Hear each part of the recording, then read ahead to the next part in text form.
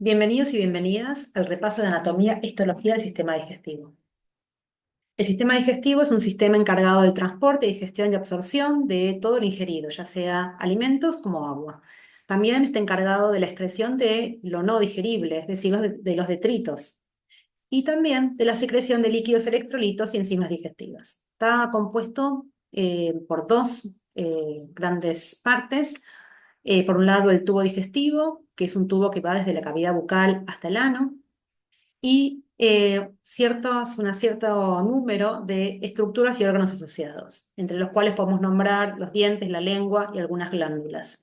En el día de hoy vamos a repasar tres órganos del tubo digestivo: el esófago, el estómago y el intestino delgado, y dos glándulas asociadas como son el hígado y el páncreas. A nivel del tubo digestivo, este presenta una histología bastante regular, en el sentido que está conformado a lo largo de todo el tubo digestivo por cuatro capas. Desde el interior, es decir, desde la luz hacia el exterior, podemos nombrar como primera capa la capa mucosa, la cual a su vez va a estar conformada por tres componentes: un epitelio, que va a ser el tejido que está en contacto estrecho con la luz; tejido conectivo laxo; una muscular de la mucosa, que va a ser el límite entre la capa mucosa y la capa subyacente, que es la submucosa. La submucosa, a su vez, está conformada por tejido conectivo denso. Acá se van a ubicar también grandes vasos, nervios. También podemos encontrar en algunos de los órganos del tubo digestivo algunas glándulas, ya las vamos a ir viendo conforme vayamos avanzando en el repaso. Y también vamos a encontrar un componente del sistema autónomo entérico, del sistema nervioso entérico, que es el plexo de Meissner o submucoso, que es un conjunto de somas neuronales. Por debajo de la submucosa vamos a encontrar a la capa muscular propia o muscular externa.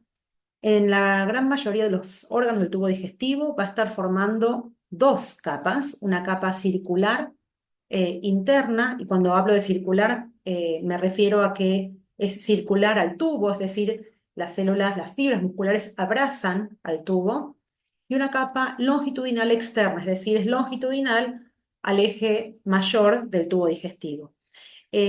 Por supuesto, hay algunas excepciones, ya lo vamos a ir viendo conforme vayamos avanzando. También vamos a encontrar entre ambas capas de músculo, de la muscular externa, otro plexo, es decir, otro conjunto de somas neuronales pertenecientes al sistema nervioso entérico, que es el plexo mientérico o de Auerbach. Em, por último, la última capa, la más externa, está conformada por una adventicia o serosa, dependiendo de qué órgano estemos ubicados. En la parte torácica del esófago, es decir, podríamos decir la primera porción de los órganos del tubo digestivo, vamos a estar en presencia de una adventicia que está conformada por tejido conectivo laxo, en el cual también vamos a encontrar vasos y nervios. Y en el caso de el resto de los órganos del tubo digestivo, es decir, cuando el esófago atraviesa eh, el diafragma e ingresa en lo que es la cavidad abdominal, vamos a estar en contacto con una serosa. La serosa está conformada por tejido conectivo laxo y tiene como límite un epitelio plano simple llamado mesotelio. En el caso del tubo digestivo, la serosa corresponde al peritoneo. También, como se puede ver en este esquema, la capa que sufre más modificaciones o que es más variable en cuanto a su composición a lo largo del tubo digestivo es la capa mucosa. Y en esa capa nos vamos a ir centrando en cada uno de los órganos que vamos a repasar. En el caso del esófago, como dijimos antes, es un órgano eh, que se encuentra en su gran mayoría dentro de la cavidad torácica. Se encuentra o une la faringe con con el estómago, perdón. Se encuentra por detrás de la tráquea, por delante de la aorta, atraviesa el diafragma y ingresa en lo que es la cavidad abdominal y desemboca en el estómago a nivel de un orificio, un esfínter llamado cardias. A nivel histológico, si miramos la fotografía a la derecha, en un corte histológico teñido con hematoxina eosina, Vamos a observar que acá estamos en presencia de las dos capas más internas de este esófago, la mucosa y la submucosa. Si miramos la mucosa, podemos observar los tres componentes que nombramos anteriormente. Un epitelio, que en este caso es un epitelio estratificado, porque presenta varios estratos de células.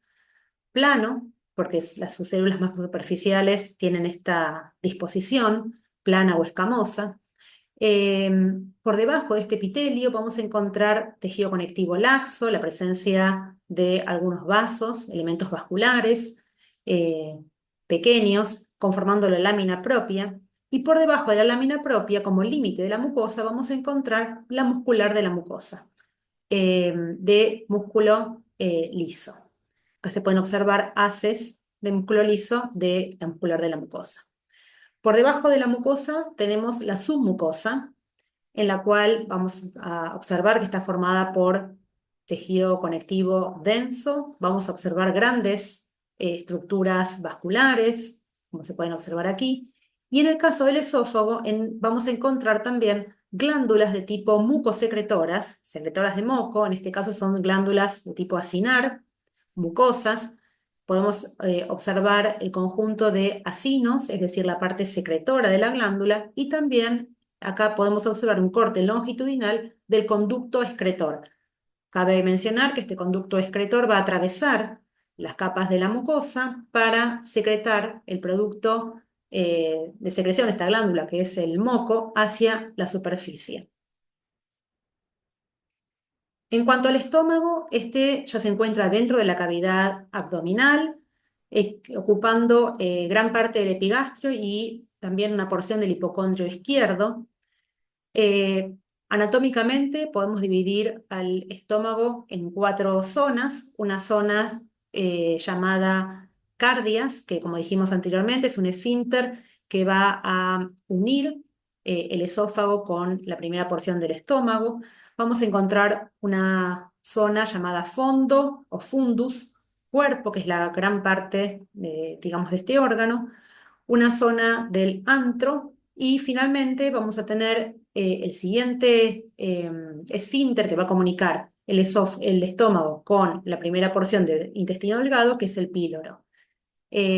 Si observamos un corte, digamos, si podemos mirar el interior de este órgano, vamos a observar que presentan unas rugosidades, también llamadas rugae.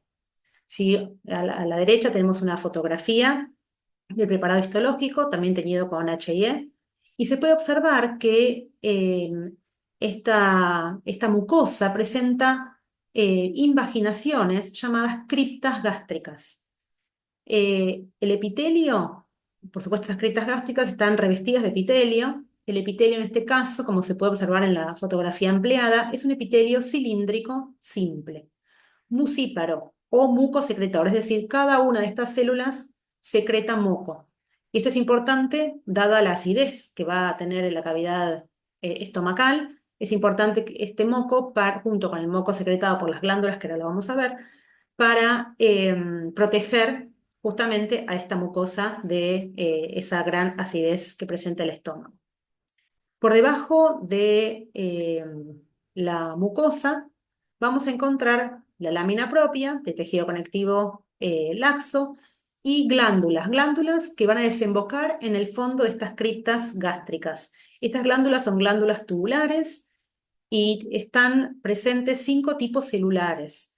Acá estamos en la imagen ampliada, estamos marcando una de estos tipos celulares, que es la célula parietal u oxíntica, que es una célula bastante grande, poliédrica, acidófila, que presenta una secreción de los componentes de ácido clorhídrico y también factor intrínseco. Son muy evidenciables a microscopio óptico y están ubicadas mayormente en lo que es el cuello y el cuerpo de esta glándula gástrica. También vamos a encontrar otro tipo celular, mayormente ubicado más en el fondo de la glándula, pero en este caso se pueden observar aquí, son células, como ustedes como pueden observar acá, son células más pequeñas, cilíndricas, más basófilas, son las llamadas células principales secretoras de pepsinógeno. También vamos a ver otros 3 tipos celulares, no se pueden evidenciar con esta técnica en las microfotografías, pero se las nombro. Son las células mucosas del cuello, que también secretan un moco, pero un moco más espeso, un moco básico, que también junto con el moco secretado por las células superficiales van a estar encargados de la protección de esta mucosa frente a la acidez gástrica. También vamos a encontrar unas células enteroendocrinas que van a secretar diferentes hormonas y finalmente las células madre que se van a encontrar en el cuello de la glándula, en el istmo, mejor dicho, de la glándula, y van a dar lugar al resto de las células que conforman la glándula. Por debajo de esta lámina propia vamos a encontrar a la muscular de la mucosa, como dijimos antes, un músculo liso, que forma el límite entre la mucosa y la capa siguiente, que es la submucosa, de tejido conectivo denso, donde vamos a encontrar grandes vasos y nervios, además del plexo, no observable en esta fotografía. Por debajo de la submucosa vamos a encontrar la muscular propia o externa. En el caso del estómago vamos a tener 3 capas de músculo liso, una oblicua interna, una circular media y una longitudinal externa. Luego pasamos al siguiente órgano del tubo digestivo, que es el intestino delgado. El intestino delgado está formado por 3 porciones: el duodeno, el yeyuno y el ilion. El duodeno se encuentra ocupando el epigastrio, mientras que el yeyuno y el ilion se encuentran ocupando el mesogastrio. La primera porción del intestino delgado está conformada, como dijimos antes, por el duodeno. En este órgano, a nivel de la segunda porción del duodeno, van a liberar sus secreciones, tanto las que vienen a través de la vesícula biliar y el hígado, que es la bilis, y el jugo pancreático, que viene a través del conducto pancreático. Esto se da a nivel de una zona llamada ampolla de Vater, en el duodeno. A nivel de lo que es la histología, el intestino delgado va a tener como función, como ya sabemos, la absorción de nutrientes principalmente. Por lo tanto, tenemos varias estrategias, podríamos decir, de este órgano para aumentar la superficie de contacto entre la luz y el órgano. Uno de ellos son pliegues, que son las llamadas válvulas conniventes, son pliegues de la submucosa. Y a nivel de la mucosa, a nivel más microscópico, podemos observar estos pliegues digitiformes, estas evaginaciones digitiformes de la mucosa, conformando las vellosidades. Esto vamos a encontrarlo a nivel de las tres porciones del tubo del intestino delgado.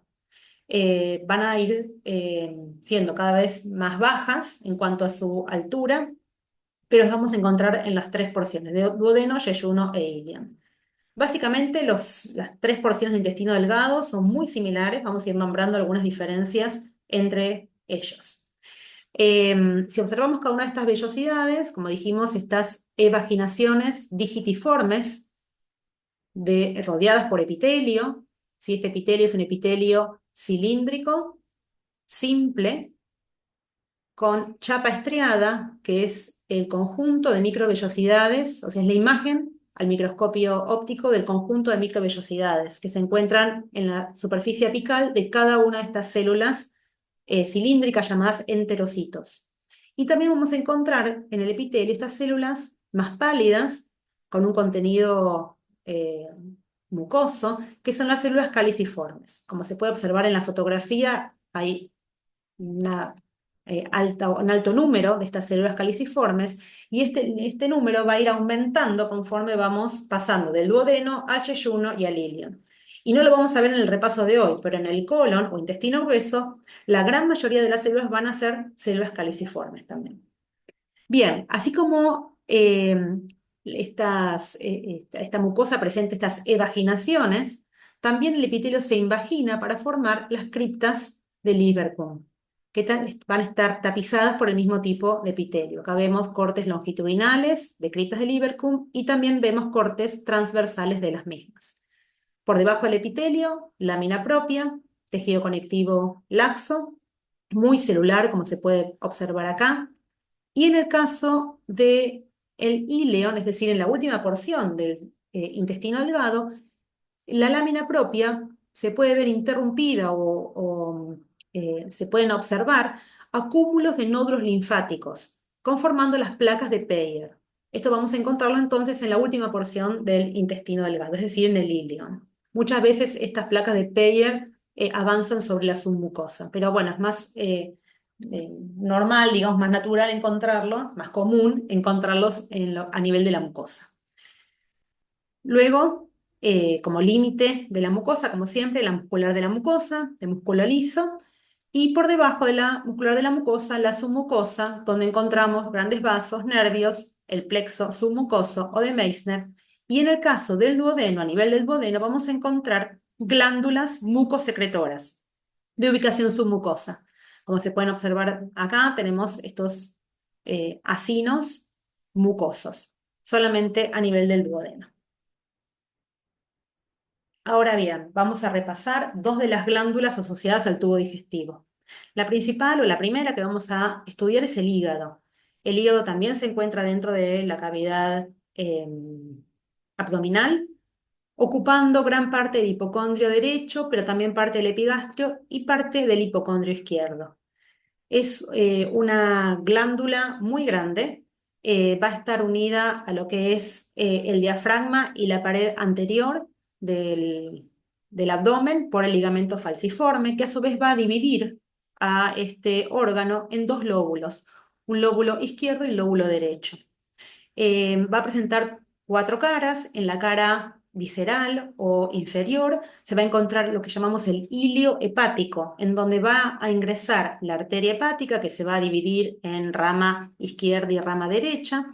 También va a ingresar la vena porta, que va a hacer lo mismo, y van a salir el conducto hepático izquierdo y el derecho, que a su vez se van a unir para formar el conducto hepático común. A nivel de la histología del órgano, es un órgano macizo que está cubierto por una cápsula de tejido conectivo. Y si observamos el parénquima, por ejemplo, en esta fotografía se puede ver que es un órgano, allá bajo aumento se puede observar que es un órgano predominantemente acidófilo. Y si afinamos un poquito el ojo y vemos acá que hay ciertos tabiques de tejido conectivo, podemos describir, o se describe tradicionalmente a este órgano como dividido en lobulillos hepáticos clásicos. Acá abajo tenemos un esquema de lo que podemos tratar de dibujar en lo que es la fotografía del órgano real. Estos lobulillos hepáticos clásicos están conformados por diferentes estructuras. Hacia el centro podemos observar la vena centrolobulillar, es decir, central al lobulillo hepático clásico. Podemos ver que es una vénula que presenta su endotelio, es decir, un epitelio plano simple, en el cual o desde el cual irradian estos cordones de hepatocitos. Los hepatocitos son estas células que se ubican en cordones de una o dos células de espesor, que presentan 6 caras. Son células acidófilas que, bueno, van justamente a formar estos cordones irradiando desde el centro de la vena centrolobulillar. Dos de las caras de estos hepatocitos van a estar en contacto estrecho con estructuras vasculares que también se ubican de la misma manera, como irradiando desde esta vena centrolobulillar, que son los sinusoides hepáticos. Estos sinusoides son capilares de tipo discontinuos que se encuentran entre los cordones de hepatocitos. Por otro lado, vamos a encontrar en los vértices de este lobulillo hepático clásico el llamado espacio portal o tríada portal. Como su nombre le indica, vamos a encontrar tres componentes aquí. Vamos a encontrar una rama de la arteria hepática. Recuerden que dijimos que la arteria hepática ingresaba al hígado y se dividía en rama izquierda, rama derecha. A su vez, esas ramas, esas pequeñas arterias se van a ir dividiendo cada vez más en arteriolas para terminar formando estas arteriolas, ramas de la arteria hepática ubicadas en las tríadas portales. Otro elemento vascular que vamos a encontrar en esta tríada es la vena porta, o sea, rama de la vena porta, ¿sí? Como pueden observar aquí, acá estamos en presencia de una vénula, ¿sí? Fíjense que su pared se puede observar su endotelio, no se observa demasiado, quizás aquí un único núcleo de célula muscular conformando la pared. Si vamos para atrás, fíjense en el caso del corte de la arteriola, ¿sí? Acá también se puede observar el epitelio plano simple del endotelio, de la arteria, como esos núcleos protruyen hacia la luz, ¿sí? Son bien redonditos y protruyen hacia la luz.